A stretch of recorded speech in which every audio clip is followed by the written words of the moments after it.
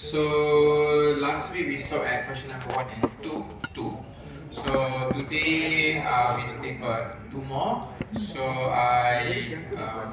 now I would like to give you about 15 minutes or more or less to outline the answer for this question 3, and then we highlight the important points for this question. Alright.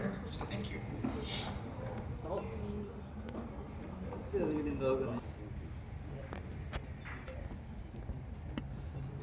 Okay, so in this question, so the student needs to examine the concept of geographical indication. So these additional things that we need to know, which is one of the IP, and explore its practical implementation in Malaysia, China, and India by providing relevant examples from each country.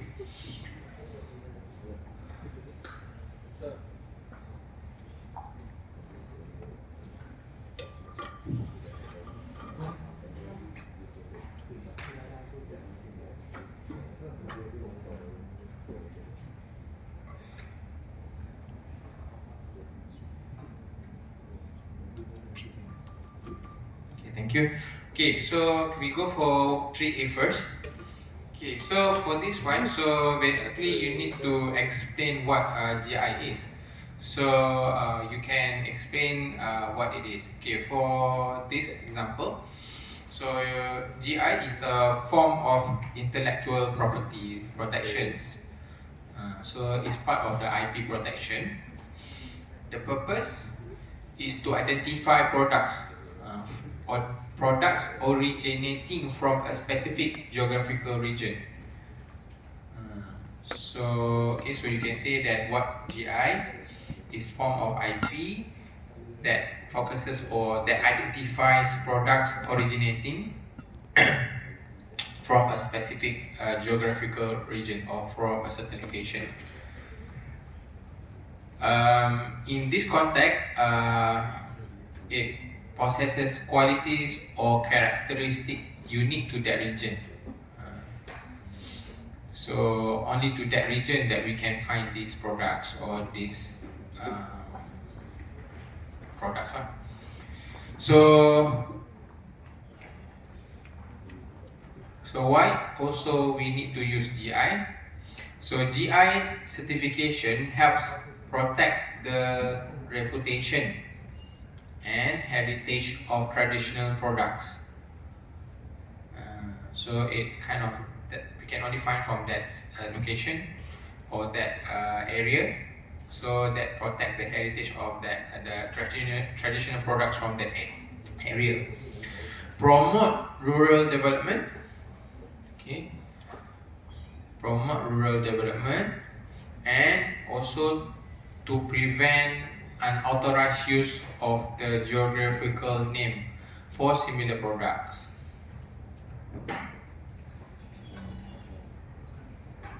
So in order to obtain this GI protection, so a particular product must have distinct qualities, attributes, or reputation attributable to its origin, and it must be produced, processed, or prepared in the specific geographical area. Okay, so you explain GI, what is it, how we determine GI, and what is it for. Then only you go into example in each country. So now you go to Malaysia. Okay, in Malaysia, first example as suggested here is Penang Asam Laksa. So Penang Asam Laksa means that the product only can be found from there, originate from there, authentic, certain qualities, taste. Okay, so Penang Asam Laksa is a popular Malaysian dish. So it received GI certification in 2018. So in this certification, it recognizes that the dish specific recipe, ingredients, and preparation techniques are unique to the state of Penang. So they got already that GI certification. The GI protection, the GI protection ensures that only the asam laksa made following. Only the asam laksa made are unique to the state of Penang.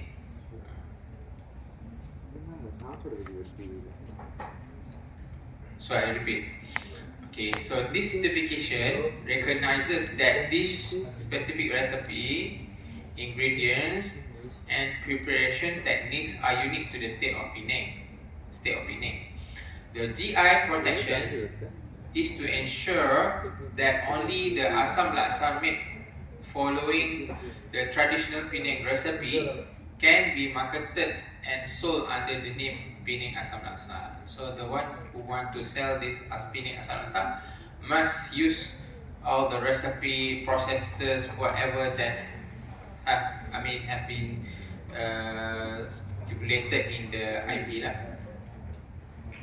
This protection not only safeguards the dish cultural identity, but also supports the local economy by boosting tourism and preserving traditional culinary practices. So this is about one example. And then moving on to the next country, which is China. So the example given here is Longjing tea, dragon well tea. Something new. Okay, Longjing tea is a famous green tea variety from the West Lake region in Hangzhou, China. Holds geographical indication status. Okay, the unique combination of soil, the soil in Hangzhou, climate, and traditional tea making techniques in the region imparts a distinct flavor and aroma to the tea leaves. So again, the purpose we mentioned also, the purpose here, GI protection here is to ensure that only tea produced in the specific area can be marketed as Longjing tea. This is to safeguard the reputation and quality of this renowned Chinese tea. And the last but not least, in India.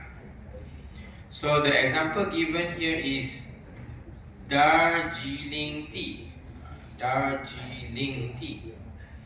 So what is this? What is it? Darjeeling tea is cultivated in Darjeeling district of West Bengal, India. So it's renowned for its delicate flavor and aroma.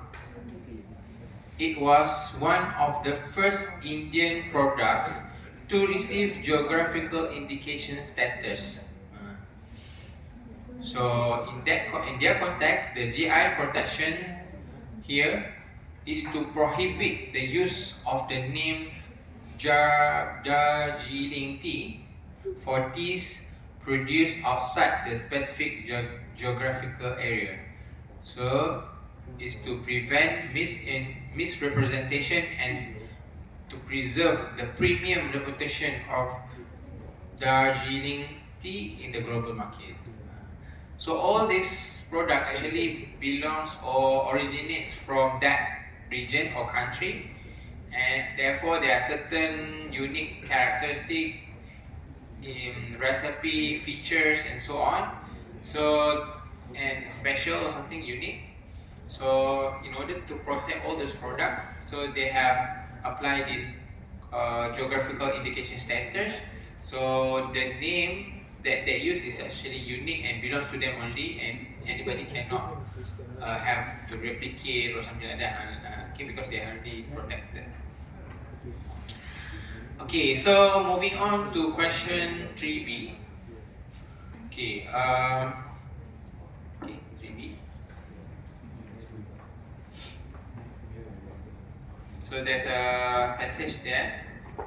So in this question, recommend Chung Leong as an open source license to allow broad use, modification, distribution, and to maintain code quality and stability. Okay, so I share some sort of recommendation or guideline. Okay, so you need to give some sort of introduction. So you say here is that what you can see here, for a license that allows broad use, modification, distribution, and encourage code quality and stability, recommend the Apache license 2.0. So in this example, the Apache license 2.0 strikes a good balance between openness, collaboration, and protecting the interests of both users and contributors. So basically, it is widely used in the open source community and provides strong foundation for fostering code sharing, collaboration, and maintaining code quality and stability. So once you have picked here, so you need to identify what are the key features of the Apache license 2.0. Okay, there are many features here. Okay, first one, freedom of use and modification. The Apache license 2.0 allows users to use the software for any purpose, including commercial use. It also allows users to modify the code and use it as a basis for creating new projects. Right? So, okay, that is the freedom of use you can use for. Usually for a certain software, it's only you cannot, for commercial you cannot use it, so only used for educational purposes. But for this context, for Apache license 2.0, you can use it for any purpose, including commercial use. The second feature, distribution and redistribution. So in this context, actually the license allows user to distribute the software along with any modifications they make. So maybe you have modified the code, then you want to distribute to your friends, families, whatever collaborators, so you can do so. Okay, so you can distribute the software along with any modification that you have made here under the same Apache license terms. This is to promote code sharing and collaboration within the open source community. The third feature of Apache license, patent grant. So the Apache license 2.0 includes a patent grant which provides protection to users and contributors from potential patent infringement claims related to the project. And then the fourth feature of Apache license 2.0 is maintaining code quality and stability.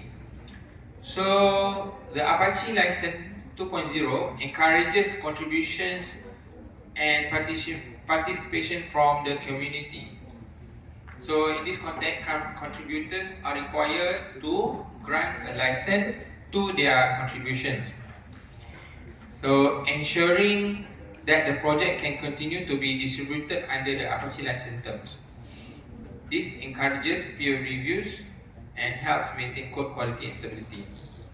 Another feature of Apache, compatibility with other licenses.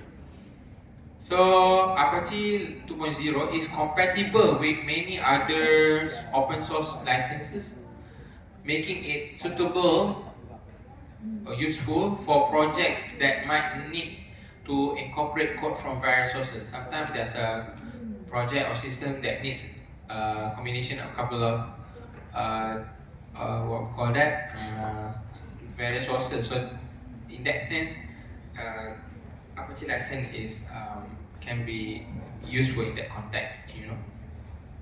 And then last but not least, another feature is that the Apache 2.0, another feature, clear and concise terms.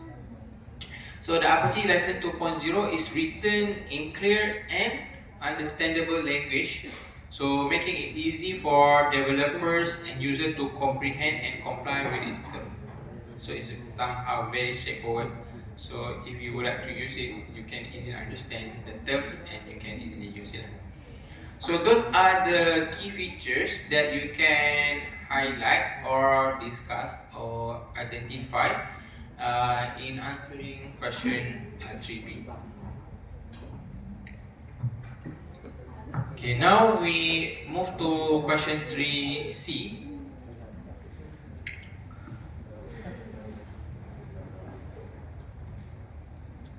Okay, discuss 3 laws on computer misuse in Malaysia.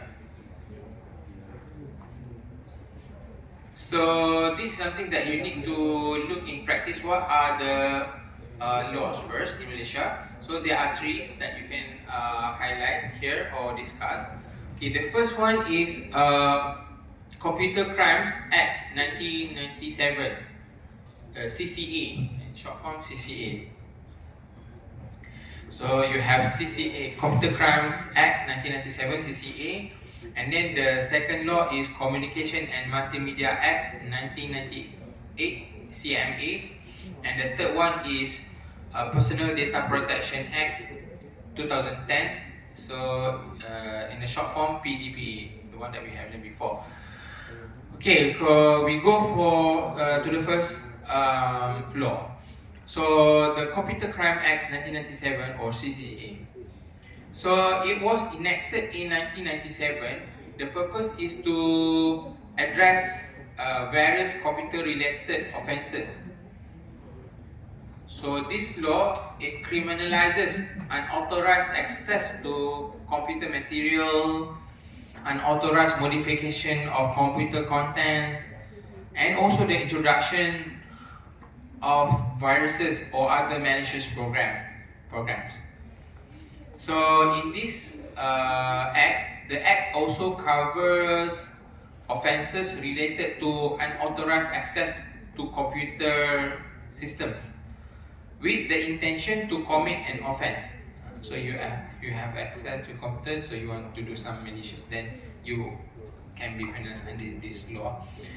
So I repeat, the act also covers offences related to unauthorized access to computer systems with the intention to commit an offence, as well as the unauthorized possession of computerized data. So the CCA provides penalties including fines and imprisonment. So the consequence that the culprit can be fined or imprisonment for those found guilty of committing computer-related offences. Okay, the second law, Communication and Multimedia Act 1998, and in the short form CMA. So this act encompasses a broader spectrum of issues, including telecommunications and multimedia activities, but it also addresses computer misuse. So the act actually criminalizes offences such as unauthorized access to computer systems and networks, unauthorized interception of communication, and the unauthorized possession of computerized data. It also covers offences related to the dissemination of offensive or menacing content through digital networks. For this act, it includes some sort of provisions for penalties and legal actions against those who breach its provisions. And the last law in this context, you can say the one that we have covered before, Personal Data Protection Act 2020, in the short form PDPA. Okay, so this PDPA addresses the protection of personal data in both physical and electronic form. So the PDPA imposes requirements on organizations that process personal data, including computerized system. So it provides principle for the collection, use, disclosure, and security of personal data. So failure to comply with the provision of the PDPA can lead fines and other penalties. So let's say you misuse of your customer data, personal data, or you misuse of the interview data, survey data, and so on. So you can be fined. Okay, so those are the three laws related to computers in Malaysia that you can highlight. So CCA, CMA, PDPA for this question. Okay, last one. We go. Please do question 4. So there are 4A and 4B. So 4A, you need to explain the differences between act utilitarian and rule utilitarian. So this is something that we have covered also. We need to know what those mean. And 4B, discuss 3 types of hackers with examples. Okay, please take about 15 minutes or so to outline your answers, and I'm going to highlight later on. Thank you.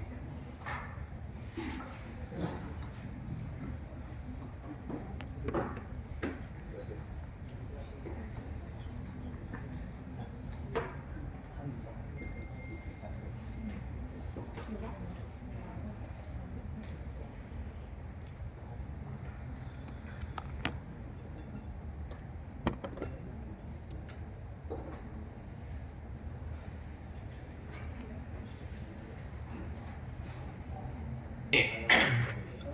So you need to explain what those are. Okay, first you can see here act utilitarianism and rule utilitarianism, distinct approaches within the broader ethical framework of utilitarianism.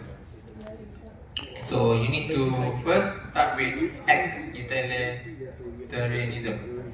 So this act actually focus on the evaluation of individual actions in specific situation. According to act utilitarianism, an action is morally right if it produces the greatest amount of happiness or utility for the greatest number of people involved in the particular circumstances. So each action is independently assessed based on its consequences. So the act emphasizes the flexibility and adaptability of their approach, as it allows them to make situational judgments without being bound by rigid rules. However, this flexibility may also lead to unpredictability or inconsistency in moral decision making, as actions considered moral in one situation might be considered immoral in another. So that is about act utilitarianism. Okay, the second one, rule utilitarianism. So this one focuses on establishing general rules or principles that, when consistency followed, tend to lead. Sorry, I repeat. When consistently follow, tend to lead to the greatest overall happiness in society. So, rule utilitarian believe that adherence to these rules is more reliable and efficient in promoting the common good compared to evaluating each action in isolation. The emphasis is on long-term societal well-being and stability rather than situational judgments. And for this rule, utilitarianism seeks to strike a balance between maximizing happiness and providing a degree of predictability and consistency in moral choices.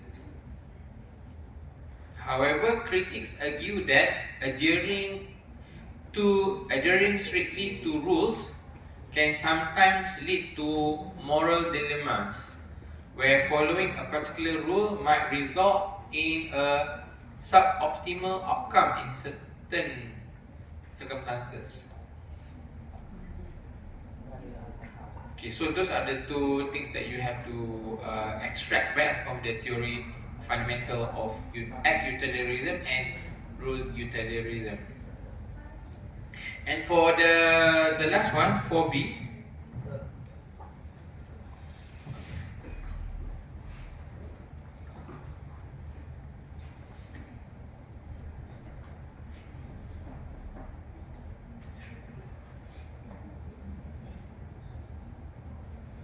okay, the last one, 4B, discuss 3 types of hackers with example.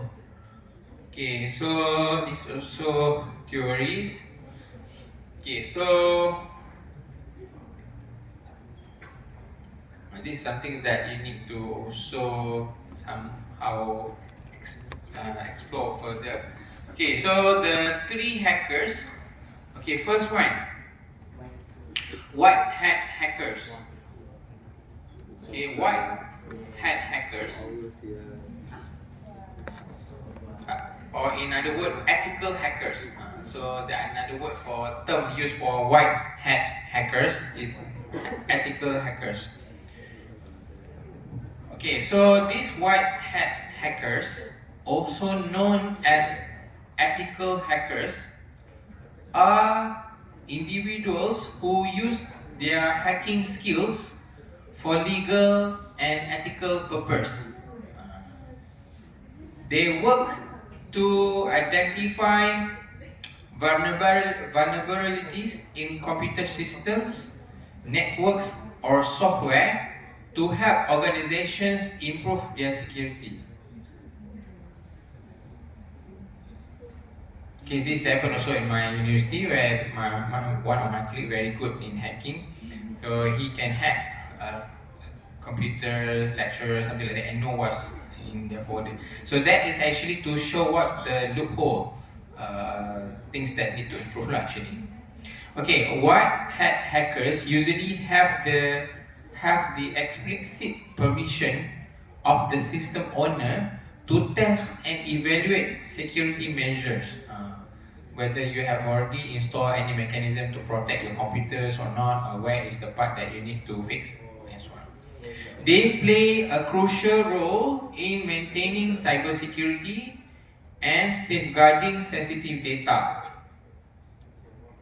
Examples of white hat hackers include security researchers and penetration testers hired by companies to assess and strengthen their defense.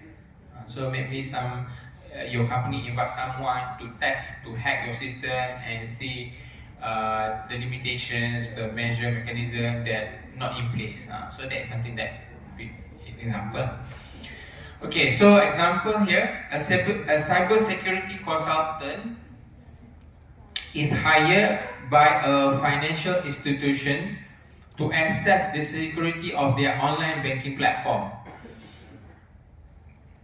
The consultant uses ethical hacking techniques to identify vulnerabilities and presents the findings to the institution, enabling them to fix the weaknesses before they can be exploited by malicious hackers.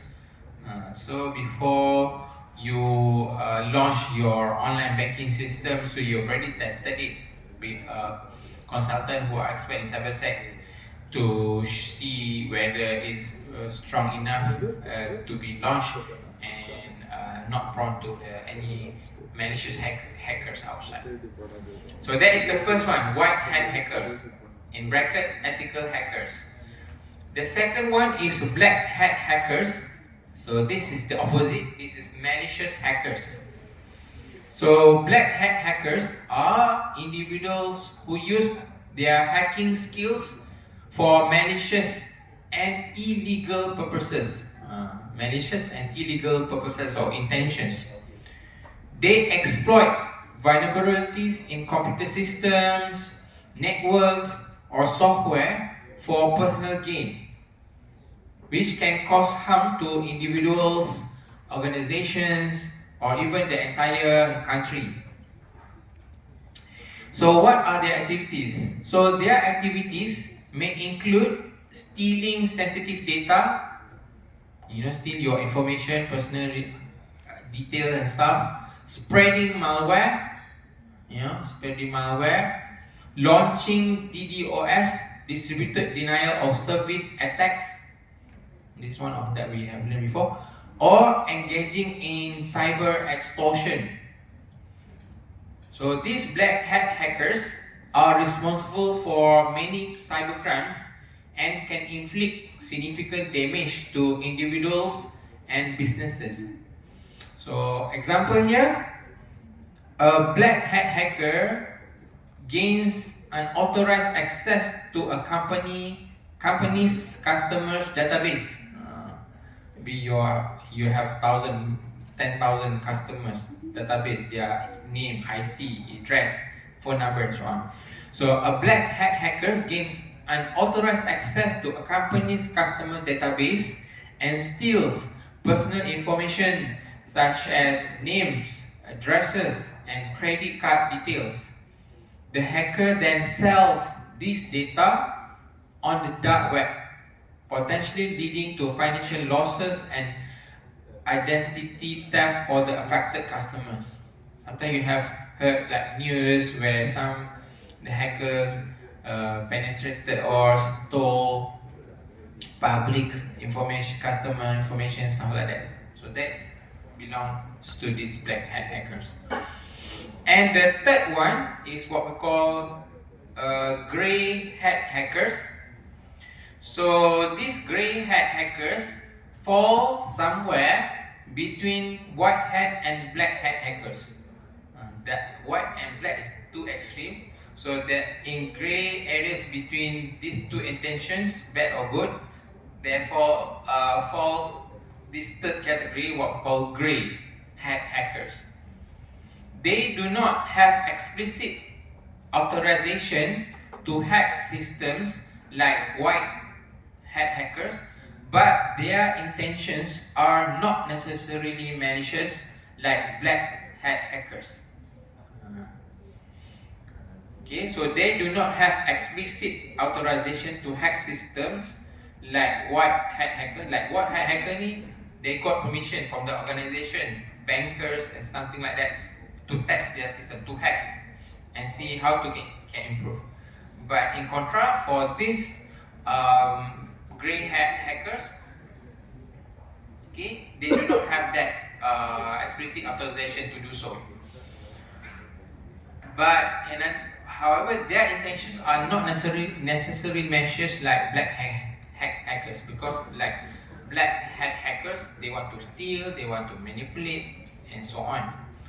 So grey hat hackers may discover vulnerabilities in computer systems and networks without permission, but do not use the information for personal gain or to cause harm.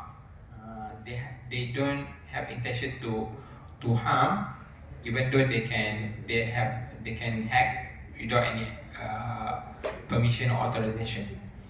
Instead, they may notify the system owner about the vulnerability or make the information public to encourage them to take action. Something like, if let's say you can hack and then without any authorization permission, and they say Okay, I can see your customer, I can see your student details. So of course the organization need to be aware and alert, and therefore they have to quickly respond to fix it.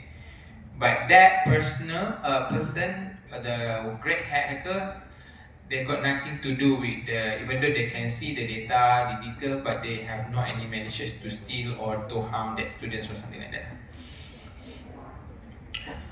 Okay, so example, a green hat hacker discovers a security flaw in a popular software application but does not report it to the company. Instead, they post details about the vulnerability anonymously and on an online forum to raise awareness about the issue and put pressure to on the company to release a patch to fix it.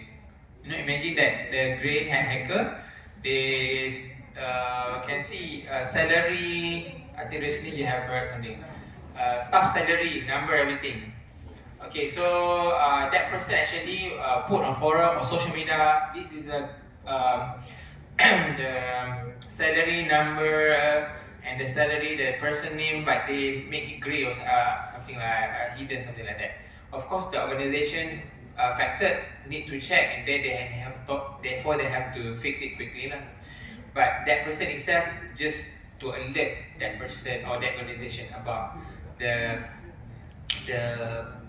what we call that, the gap or the vulnerability that the organization already has had there. So that's all the things that we have discussed or outlined in these questions. Okay.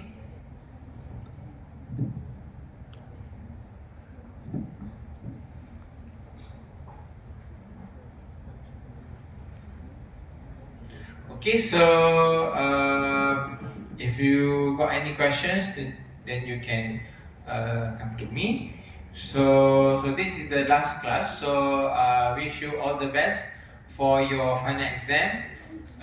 So I would like to stress on the importance of undergoing or doing the past year questions for the last 3 years, for example, and also do your tutorial and make sure you can answer all those things. Of course, when you have seen this question, sometimes there are two things. One is theories, fundamental that you learn in theory, what it things. But another part of the question sometimes is something to relate. You need to relate to the current context, scenario, or general knowledge, or even your own perspective or thinking, perception towards that things, in order for you to answer the question.